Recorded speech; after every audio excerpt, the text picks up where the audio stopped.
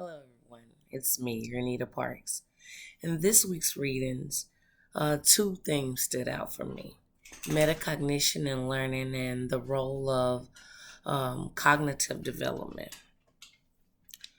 When considering how teachers enhance students' metacognitive activity, I believe it's crucial for schools to foster environments where students' goals align with their educational experiences. This alignment encourages greater engagement with the content, leading to improved creativity, critical thinking, problem solving, and motivation. Bridging the gap between curriculum content and the students' life goals, educators can better facilitate knowledge transfer and extension. In my teaching practice, integrating metacognitive strategies involves explicit instruction, self-monitoring, um, goal setting, self questioning, and reflection. By encouraging honesty about what students know and don't know, we can build upon their prior knowledge to make learning more relevant and connected to their lives, ultimately motivating them to be active participants in their own learning journeys. Schnook's work on metacognition also resonates with me because it prompts me to consider my students and my teaching approach. I often find myself acting as a drill sergeant, driven by the knowledge that my students are behind grade level expectations.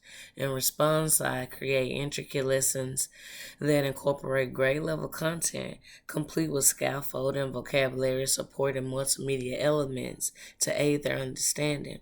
However, this chapter has continued to heighten my awareness of cognitive load. I question whether I might be overwhelming my students with too much information.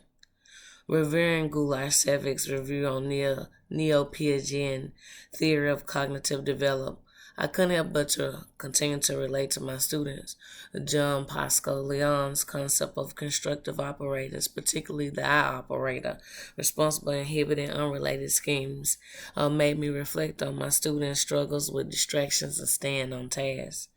Moving on to Andreas Dimitriou's work, I found the idea that processes at the ultimate level directly influence the other two general purpose mechanisms, knowing the self and the environment, relevant. It struck me that my students often lack the time and opportunity to truly get to know themselves and their environment within the confines of our school system. Instead, we often prioritize transmitting information for them to memorize and regurgitate for tests, leading to situations where some students may pass, but a whole bunch of them struggle. This realization sheds light on why many students aren't fully engaged in metacognition. Furthermore, Kurt W. Fisher's emphasis on the critical role of environment resonated with me. Drawn from Fisher and Bidell's 2006, I believe that individuals must learn when they can construct knowledge. They learn best when they can construct knowledge on their own unique pathways of cognitive development.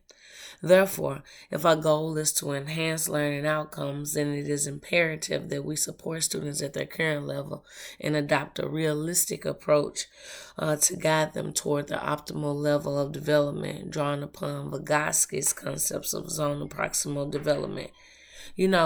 Balancing curriculum mandates with students' individual needs presents a significant challenge, potentially causing cognitive overload.